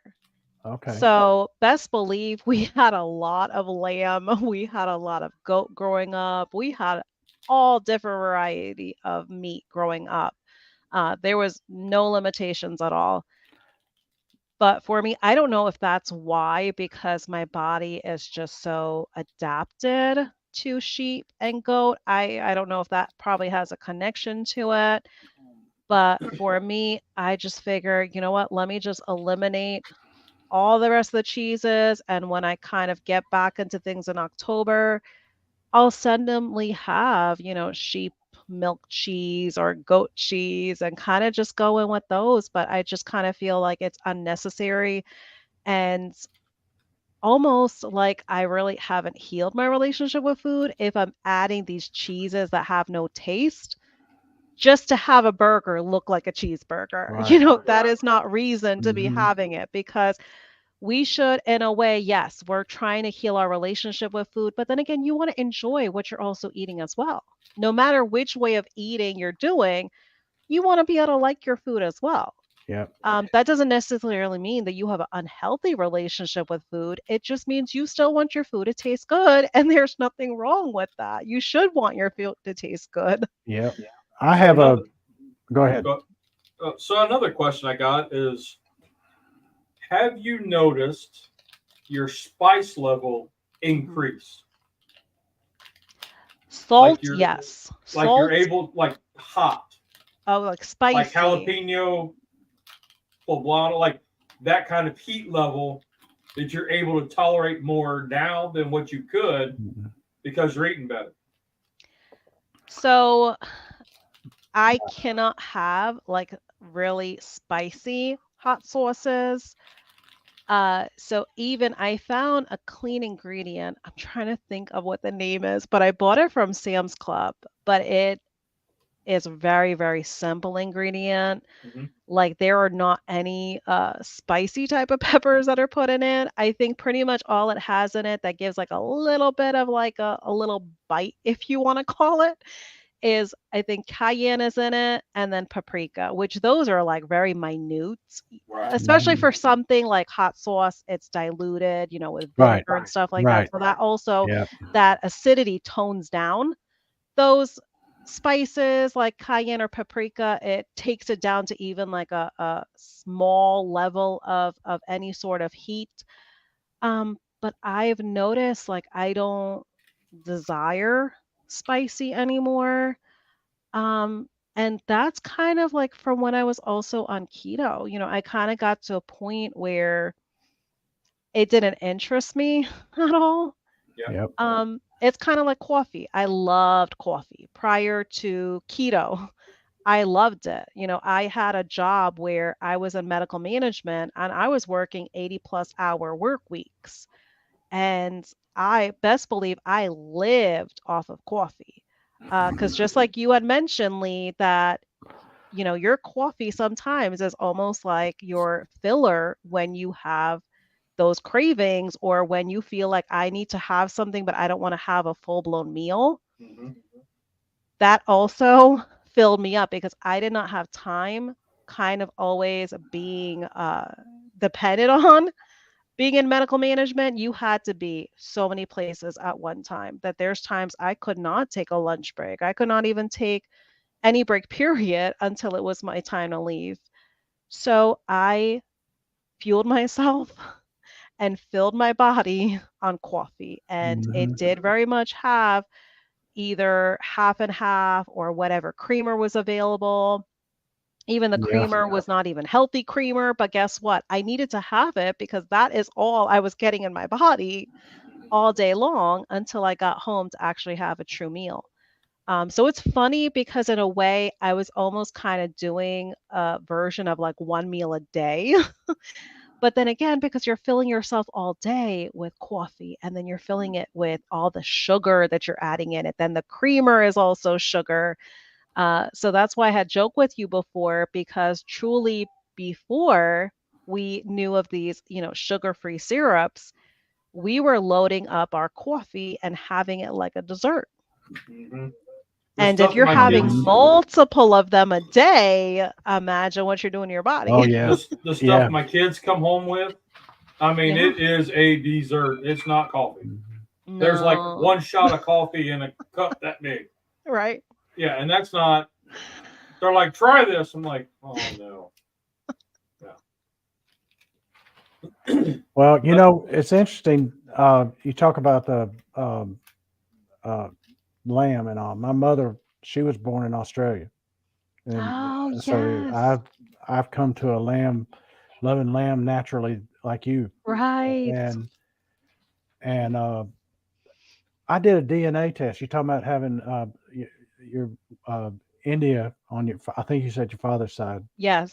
and I took a DNA test, and there were two surprises on there that I had no idea. I I knew about Cherokee Indian, and I Uh-huh. knew about Scottish, English, Welsh, and Irish Right. because but basically I'm Scots Irish. But Mhm. on there it showed 14% Scandinavia, Oh, wow. and I'm like, really? And then I look further down and it comes down and it says 4% South Asia. And I said, Wow. say what? Say what? Huh? And it had a area circled and it showed India and Sri Lanka area. And I'm like, really? I'm like, well, son of a gun. I'm like, wow, It's shocking. yeah. Yeah. And I'm like, I had no idea. And so Viking Keto Mike. yeah. And I started talking to my cousins about it, and they said, "Oh, they made a mistake. They can't be right." And I said, "You take the test and you tell me what you You get." see? And they came back and said, "I got the same thing. I got the same." And I'm like, Wow. nobody in the family knew about that being something that was there. And I'm like, this is this is enlightening. I mean, I've had I feel like I've had a revelation. Four Exactly. percent. Because I it's mean, now very much granted, your identity. right? I'm granted it was only like four Yes. percent, but still, Right. that's I'm like, wow, It's still 4% you had no clue about. exactly, exactly, and the Scandinavian, when I thought about it, even though I didn't know Right. about it, it made a Uh-huh. lot of sense because the Scandinavians, the Vikings, they would come down and raid Scotland and vice versa. They would go back and forth, and so that made sense. But I'm thinking over here in the British Isles and Scandinavia and down here South Asia, how did them two come to meet? How did that happen? It is So amazing. And this is a little Fertility. off topic because of course this has nothing to do with, the way we're eating or anything like that. But that's the no, thing. There's so much hatred in this world. There's so much prejudice. But then again, a lot of times, do you really know you don't. truly what your DNA is? Right, When someone is hating on someone else just simply because of who they are, right. you can kind of have some sort of cultural connection, and little do you know you do. Hmm. And I think some are afraid, Yes, some are afraid to face that reality that we all, yeah, we might be connected in some sort of way. there you Some go. people, they don't want to know that. But I think it's just a beautiful thing because for me, just like when it comes to these ways of eating, we need to have the options. Oh There yeah, has to be the oh yeah. variety. We can't all be the same. And it's just like the world, it's amazing that we are all culturally different. Because this world would be a very boring place if we were required to be exactly the same. Yes, wouldn't be a fun horse race for nothing. Oh, absolutely. I think that's why it's just so amazing because I wholeheartedly appreciate it when you reach out to me to do this. Because so many in the community, they don't wanna associate themselves with somebody that has to do one particular way of eating, and if they're doing something different from them, Hmm. it's almost like they feel like they can't associate with them, and it's like, "Why?" Yeah, That's Spread one the thing. awareness to the community that yeah, you might inspire, one person that if keto's no longer working for them, yeah. try Try something. carnivore, just like you said, try it for a month. What do you have to lose other than committing 30 days to it, which goes by very fast? If you don't complicate it, if you don't stress about it and make it all about the food, have the mentality going into it. I am just seeing if this works for me. I am just experimenting. 30 days goes by so fast because Oh, even when very I tell fast. you the 60 days of the beef, butter, bacon, and egg that I had to do, 60 days went by so entirely quickly. And it did also because my body was just feeling amazing. I had gained so much healing. And initially, I only was going to do 30 days. But I felt so amazing that I said, you know what? Let me give myself 30 more days of eliminating. And then after that 60 days, that's what ultimately made me go carnivore. I did not look back at keto. I said, you know what? I need to be selfish for once, and I need more of feeling Hmm. amazing like this. And I'm going to go into carnivore because I want to be able to reintroduce. I want to get into this mentality where, yes, I'm trying to keep myself healed, but then again, I want a chicken back. I wanted to try seafood and see if those hindered me or not. And I very much did it with the reintroduction mentality. It's not Hmm. like I went 60 days, beef, butter, bacon, and egg, and then come the 61st day, I said, okay, let's break free onto everything. No, I had to make sure I went through the mentality of reintroducing things one thing at a time. And I think it's important because, as you mentioned, Mike, if someone is on a stall, or Hmm. like me, if somebody has a hindrance, you want to give yourself an opportunity to pinpoint what bothered you, what hindered Yes. you, Hmm. what Yes. stalled you. We're But if doing you that Hmm. with go my wife. back to introducing everything, Yep.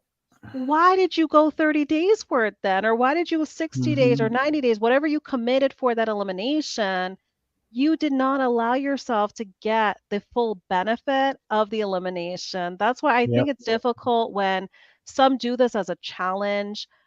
It discourages me in a way because I don't like to tell others what to do. I kind of let everyone do kind of what they want to in the community. But it kind of gets a little off-putting a little bit Hmm. because of what I personally had gone through. And you see other channels doing these beef, butter, bacon, and egg challenges, and they do it repeatedly, but they're not doing it from the perspective of healing. Hi, They're Paige. doing, oh, hello. You're I don't know if being she you're can hear being us. told hey, hi. You're being told hi. Oh, hi. I forgot. No, we didn't want to be rude to not say hi. So one question, because I spent most of the day prepping Did I know that? for Brunswick stew. Yes. So Okay. I make a keto version, and when my one cousin and I get together, that's become our tradition now. And he likes this better than any other version we've made, and it's all keto, sugar free. Hmm. So, what have you made keto and you liked it better than the original recipe?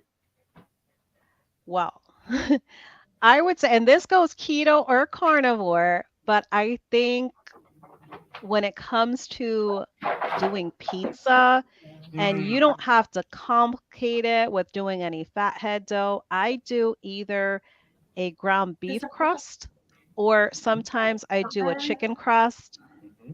and it is just amazing. Like the taste of it is just amazing because if you let that chicken crust, if you let it bake for enough time, and you kind of gauge, because, obviously you have all these instructions out there of what temperature you should put your oven at and how much time you should put in the oven. Hmm. But some don't realize everyone's oven is different. And I Yes. think some follow cooking instructions and they say, oh, the texture was horrible, or oh no, this wasn't very much like pizza. You have to think out the lines of what this recipe tells you to do. Right. And you kind of almost have to judge for yourself if that crust should be a little bit more cooked, a little bit more Mm-hmm. crispy. Because when Hmm. I tell you that chicken crust, it very much does become like doughy type of Yep. pizza. Like if you had a traditional, real, standard American diet pizza, the texture of the chicken becomes very much like that Yep. regular standard pizza. I But I like think that that's my better. favorite. I like the chicken crust better than the cauliflower crust. Oh, absolutely. I But there's agree. no shame in putting meatballs down. As you Exactly. put a layer of meatballs Exactly. down, I've and done then you that. pile all your pizza stuff on top, then I've done that. it's like a Yes. pizza casserole meatball. Oh, it's Right. just awesome. See, I gotta do the meat crust. I haven't done that. I gotta do it. Yes, because that would be the mitza. That would Yeah, be the Yeah. mitza I've is done what they that on a call cast it. iron skillet. I took Yeah. Johnsonville brats, cut them out of the casing, and smashed it all out and rolled it out so it was like a thin crust. Right. Seared it on the cast iron skillet, flipped it, and then built my pizza on top of it and threw it in the oven. Mhm. Oh Okay. yeah. Oh There was yeah. one Oh, thing that I wanted to try now that you mentioned the brats, but I don't think I'm going to get a chance by the time September rolls around and I do the no dairy. But I had just recently saw, and it was actually on the Food Channel, and a lot of people figure, oh, you can't watch Food Channel Yeah, you can anymore. watch it. You Actually, can oh yeah, absolutely, because absolutely. when you have healed your obsession or addiction from food and you actually have food freedom, where watching something like that, your mentality has changed now. So it's not tempting you, it is inspiring you to make So keto that's versions, it. carnivore versions. So when you see You are seeing somebody, it as, yes, you're seeing you it as see somebody doing inspiration. something, you're like, because I do it on YouTube too, and I'll say, "Oh, that looks awesome," but Yes, if I change this, then it's right there. I do it. exactly. The I just mental wheels start turning I and just you saw a start commercial. visualizing and planning in your mind exactly how you're going to make it on plan. There was a commercial I just saw before I walked up here, and it was for Chick-fil-A's pimento cheese chicken something or other, Oh, okay. and I Yeah. was like, so little Tom comes up and goes, "Well, if you use the pork rind breadcrumbs and olive Right. oil," I was like, you're right. It is so true. But what I saw on the Yes. Food Channel, they made with the brats, they kind of just split it part way in the middle Mm-hmm. and they called it boats, but they Yep. filled it. And there were like different varieties they did. Like one they did like a spinach artichoke Hmm. and filled it in the middle. Um, they did another one that it was I believe it was cream cheese, like Now shredded type of cheese it's and been a long bacon. time. It's been a long time, but I used to take brats, Uh-huh. cut a hole in the end, like kind Okay. of hole it out, Yeah, yeah, yeah. and then run a wooden spoon, the handle of a wooden spoon through it. Okay. And that would, when I pulled it out, I was pushing a hot dog in the other side. Oh, But you could okay. do that with your cheese, the string The cheese. Yes. cheese sticks. Yeah. Yeah, the cheese sticks. Okay. You could, as you're pulling it, pushing it out with the cheese stick, and then go Right. that way. So then you're cooking your brat and you're melting your cheese on the Right. inside. You can get a lot of inspiration because a few years ago, it's probably been like 3 years ago, since I kind of tweaked this recipe, but a long time ago, I had seen where they had took basically a hot dog and they put sausage around the hot dog that was on a wooden stick, kind of like just like one of those wooden skewers. And I think it was on Carnival Eats It was like a was meat what show dog. it was on, and it was like a meat dog, but then they took it and they dipped it in funnel cake batter and they fried it. Oh. But for me, I thought to myself, I said, wait a second. I said, I don't need the Yeah. batter. Like, we're on keto. I do not Mm-hmm. need the batter. But I said, you know Hmm. what? I said, I have some hot dogs in the fridge and I have some ground beef. I said, you know what? I said, I'm going to try something. And of course, the Turkish and Indian in me, I knew how to kind of, manipulate the ground beef. And I said to myself, I said, you know what? I said, let me dry off these hot dogs because they're, obviously, wet from the packaging and stuff. So I dried them off. I took my ground beef, I'm gonna write that down. seasoned it. I seasoned it however I wanted. So I did like salt, I did garlic powder, and I actually have a YouTube short showing them. But I literally took the ground beef, wet my hands up, and I just pressed the ground beef on the hot dog and I air fried them. And when I tell you, it was literally just a beef hot dog covered in ground beef.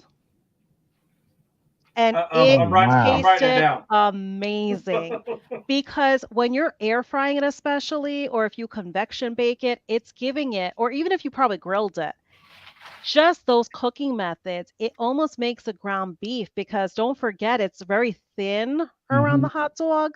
So it almost That's gives it true. like that crust, like if you're biting into like a corn dog and you have that first initial crispy crunch.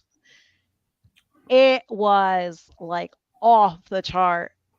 tasty. I was just blown away. I was like, oh my goodness, like this is your meat version of a Yeah. corn dog. You don't need the batter. You don't need the batter. You don't need any sort of coating on it. It was just off the chart I'm gonna look tasty. that up and I'm gonna find it and I'm gonna try that. Yes, I because I have a YouTube short showing it, but when I tell you it was just off the chart. But it's something like that. Like I saw that on Carnival Eats. yeah. You know, did I have to make exactly like they made it? No, but it No. was just the inspiration of just seeing the part Right. where they took the hot dog and they put the sausage around it. And that Right. alone was just a light bulb moment for me that I said, "Oh, like I could do that." Yep. And I'm going to try it. And I think that's what a lot of people forget. A lot of these recipes that we have out there that are world famous, they started off by people just taking a chance, Chance. people experimenting. And guess what? A lot of them were initially considered mistakes. They were considered kitchen mishaps. But guess what? Somebody ended up liking it. Somebody ended up loving it. And that's what it just took that one person that loved it. Word of mouth, it became popular, it became famous. I tell people the two best words in cooking that you can have in it are the words "what if." Exactly. I don't know. I think. Exactly. I think that was pretty much Exactly. better. Oh yeah. Well, Sana, we have been going for an hour and Yes. 45 minutes, and it has Yeah. been wonderful. And Tom's up I here did going, not. you guys watch the time. Watch the time, Yeah. guys. Right. And I tell you what, this is the first time I've looked at the clock because I have not known that it was that way. And I'm like, wow, it's that long into this. Yeah. It was Me like Well, what? either. I enjoy myself so, so much. Thank you this has so been a much. blast. We're going to have to do this again. Yeah. Yes, Come back absolutely. and do it. So And plug go you into guys it. is your Yeah, plug your Cindy. channel. Plug your channel. Yeah. Plug your live with Cindy. Yes. Oh, yeah. So, absolutely. So, I was actually going to end up doing on Friday nights, I was going to do solo lives because I kind of felt like being a keto channel or carnivore channel since January, I did not get into the world of doing lives. I definitely watched hundreds of lives of other channels, but I felt like it was time to rip the band-aid off to start doing my own and kind of just going out there and figuring to do my own solo. Cindy reached out to me. We started talking about just me doing lives, and one thing led to another, and her and I agreed to incorporate it of us doing it together. We ended up turning what I wanted to do as solo into a partnership. We have been having an absolute blast. But coming up this Friday, we're going to actually be interviewing Mission Keto. So we're taking turns Nice. hosting just to kind of keep things in a really good flow of both of us kind of getting used to hosting and Right. getting used to StreamYard, period. Because even Hmm. though it's a very easy, simple platform, some of it's very self explanatory, but you Hmm. want to kind of get yourself really comfortable of hosting. And also making sure to highlight comments in the right and proper way. So come this Friday, I will be hosting it on my channel, but of course, Cindy will have it also streamed on her end as well. Okay. So whoever's channel you want to come to, whoever you want to support as far as when it comes to watch hours, I tell a lot of people if you have the ability to watch on your laptop or a desktop and you are like, for example, like this right here we're doing, if you wanted to support Mike as well as Lee at the same time, you can open up two tabs and whatever's considered like the duplicate or the tertiary tab, just mute that tab. Yep. But it allows both channels to get the watch hours and you can kind of spread the love when it comes to being able to share those watch hours. But yes, come this Friday, it's going to be at 6:30 p.m. Eastern Standard Time. So that would put it at 5:30 p.m. Central Standard Time. But we are going to have a blast with Mission Keto. And come Hope is great. after, Hope and Andy are amazing. Yes. And I'm so excited to be interviewing them because they are also a household like me doing carnivore and the rest of my family is still doing keto. They Hmm. also divide and conquer as well, because Hope is very much keto, but Yeah. then her husband Andy is carnivore. And he's had So amazing results with it. amazing, absolutely amazing. Because even for me, I did not cover this, but I'm actually only 3 pounds away from being back to the 101-pound loss. So for these, it's going to be come September 1st, it's going to be 8 months carnivore that I've been doing.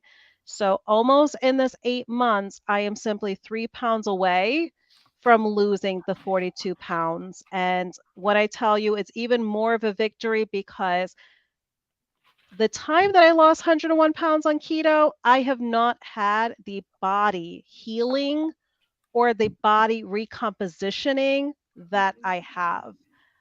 So I think that is just huge in itself of when the body is truly healing on the way of eating that's best for your body, it definitely shows in terms of healing.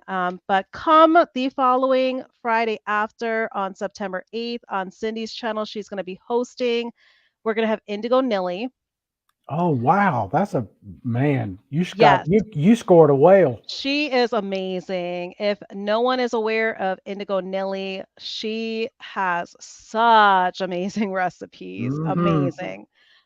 And the following Friday, we're going to see, we have someone possibly tentative. So I don't want to kind of put them obligated.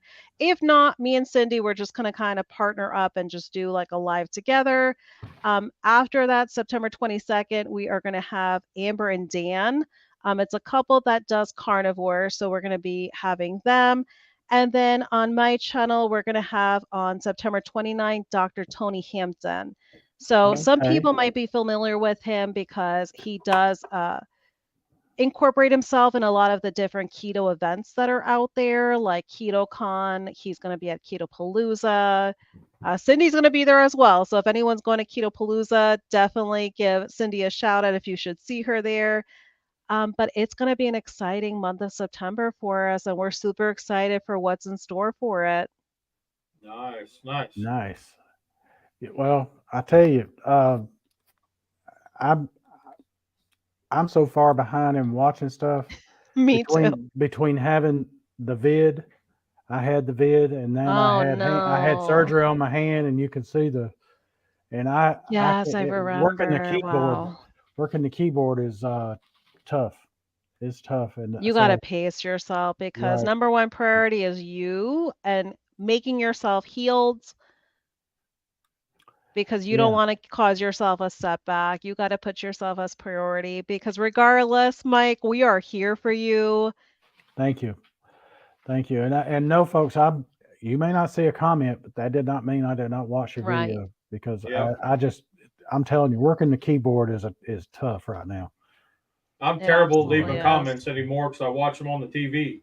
Well, that's what I've been doing is watching them on the TV because Yeah. it's hard to you can't leave a comment on the TV. Right. It's Like I watched their live Right. the other night, and I had it on the TV, and I chimed in on my phone just long enough to say, "Hey, I'm here," and then I watched the rest of it Mhm. while I was doing dishes or something. It's difficult. I always consider Mhm. myself in catch-up mode because July 24th, I actually started a job that I actually can say that I love now. Oh, Oh, wonderful. good, Um, good. because I did leave that very toxic job. Literally, the day that I gave my notice was the day that I called it quits. Because I felt like if I was on a mental health healing journey, I needed to eliminate everything that was There you go. toxic in my life. Let's get rid of all of it. Exactly. So for me, thankfully, I'm happy now, but it does put a wrench in things because just as you said, it is difficult to watch everyone's videos at the same time of creating your own content. It's not that we don't want to support, it's just difficult because we also want to live our lives. We're on a better health journey. We're feeling good now. We're able to go out and do things that we were never able to do before, which means we don't want to sit at a computer Mm, all day, all night. yeah. We don't want to sit with our phone all day, all night. You want to live your best life. And what Yep. that means is spending time with the ones that you care about the most, whether that be family and friends, you want to go out there and live life. So I truly Yeah. understand. And that's why anyone that's here tonight, I appreciate you. I am so Yes. Thank grateful you that all. you came tonight.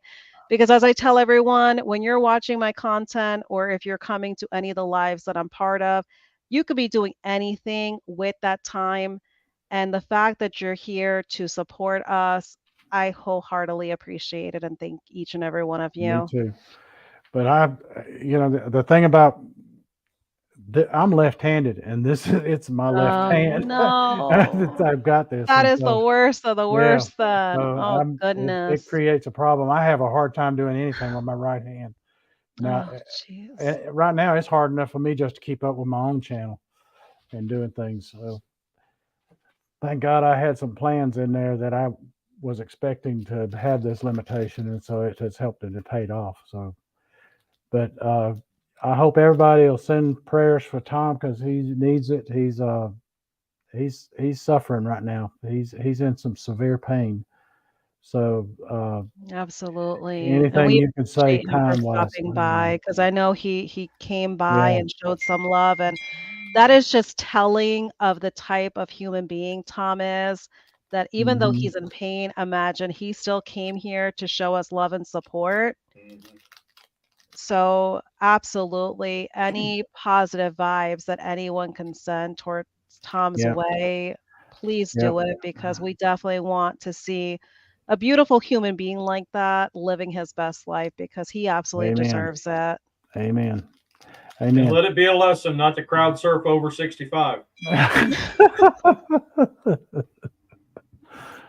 Oh wow. Yeah. So uh I want y'all I hope you're safe down there and the hurricane hadn't messed with you in Florida. Yes, thankfully, And we're far enough east that we did not get impacted and other than some little bit of rain. that's what we've gotten. A little Yeah. bit of rain because we were part of the path too, but we were on enough out Oh, on the okay. outskirts that it was just rain. And I leave day after tomorrow going to Tybee Island, which the middle of it pretty much passed right over the Oh island. gosh. So on southeast Georgia coast, but it'll Right. be fine. But because it was like category 1 when it goes over there, it's going to be like a 1. So it'll be long gone by the time we get there. It'll be in the middle of the Atlantic. So, but thank y'all. Appreciate it. Lee, I'll get with you and we'll see about what to do for the next show next Okay. week. I got a couple of ideas and we'll talk. All right. Okay. All right. Thank you again. And No, thank you both so much. I hope everybody has a great evening and a great weekend. And thank y'all for tuning in. Until the next time, let's be careful out there. Take care, everyone. Rock on, everybody. Y'all are awesome. Yes, you are.